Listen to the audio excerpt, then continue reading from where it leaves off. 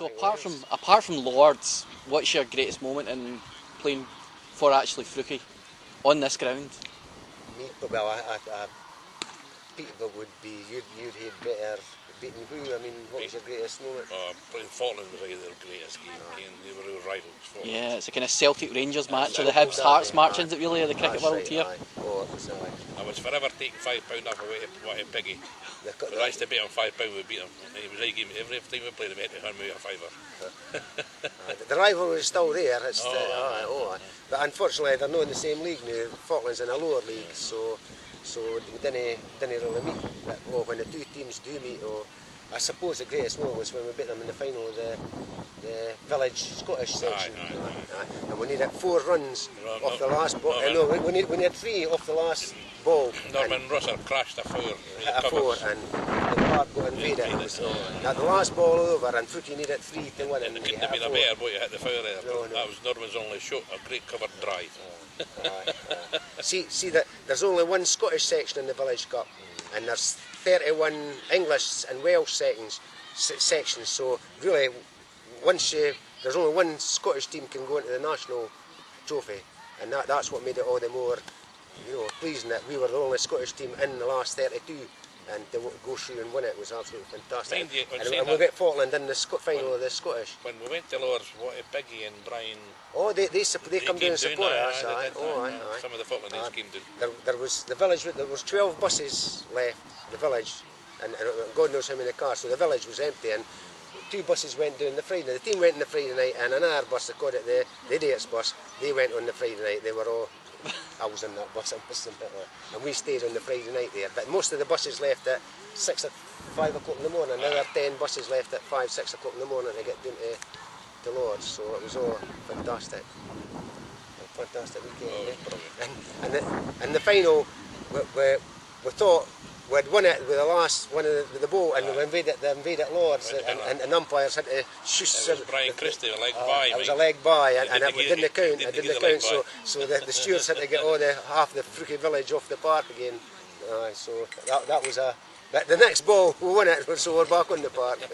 I remember that point well. I remember even I was a Glaswegian at that point, staying in Glasgow. So and I just remember the Sunday Mail having a big centre spread on Frookie, and it put Frookie in the map that moment. It was a defining moment. I still got it. The Daily Record had the middle pages.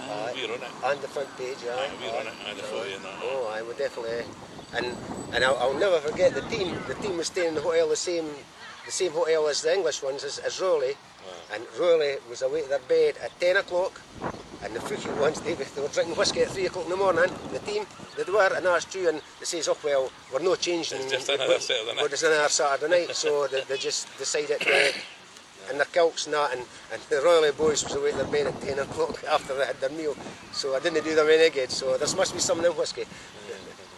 But they were, the newspapers down there was full of arrogance. I mean, it was just a case of turning up to win it, wasn't it? I think that's what made the Frookie lads more determined. I mean, I didn't even follow cricket, but it was a proud moment for Scotland. Oh yeah, definitely. Absolutely proud moment. They got the BBC Team of the Year. That's right. Oh right. They got the BBC Team of the Year. That's right. It's even better. And that definitely put Scottish cricket on the map. As you say, well, you in Glasgow, you wouldn't cricket, and interested, no. And in fact, if we go any place now, I mean, if I go to I was at the hospital there and I had to see a consultant, and when I said I come from Frookie, he says, cricket.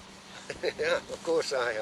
Otherwise, they wouldn't have heard. I can remember I was fortunate enough that Dud Wilson cried me the supporter, and I said, when there were the charity games, I was lucky enough to get a ticket, and we were playing Take the High Road at Edinburgh, and Larry Marshall was here, and Bill McHugh and another comedian, and they were up on the roof inside the lounge.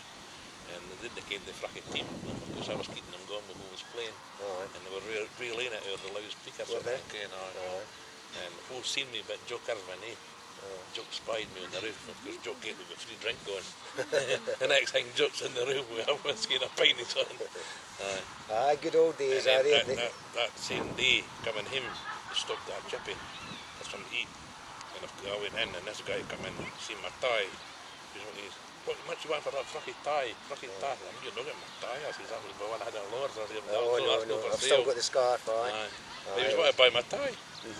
And the thing about the Lord's team, when you play the English teams, I mean, they're like so Washington outside, our wee villages outside Newcastle, they all got Newcastle addresses. They play for the village. You know, that's a maximum of 3,000 population, but really they're wee villages outside cities. But Frucky, every one of the Lord's team went to Frucky primary school. Aye, they were all they were all Frucky, local, born and bred. Whereas we're the only team that can boast of that. You know, when you played other teams, they were shouting, they didn't even know each other's names.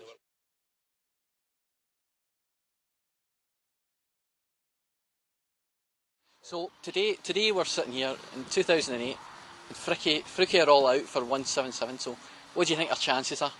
No, very good. Forford's a good team. I think that's the best fielding team I've seen up here for a long time. It was Forford today. It was a shame we beat them last year, so there's a chance. There's always a chance. We're struggling this year because our 2 overseas lads are away. They're not here this year, and we've not got any overseas. They make a difference. I mean, so we're struggling this year. In fact, instead of thinking about getting promotion, we're going to be battling relegation by looks of things. We've only had one victory this year. So for the bottom or something. So there really needs to take something today. But you never know. A couple of something ball. I mean, it's not a great score. No. It's not a score you can't something to bowl. I think we're so dependent too much on Gourley. You know, both bat and bowling. Scottish Player of the Year last year, so Gourley, he's good at it. He's good at 50. He's just a typical all-rounder, and he's so modest. You couldn't meet a modest guy. And God, there's some of them that's not got half his ability, and Scott, he's a gentleman. Okay, thank you, gentlemen. Thank you, gentlemen.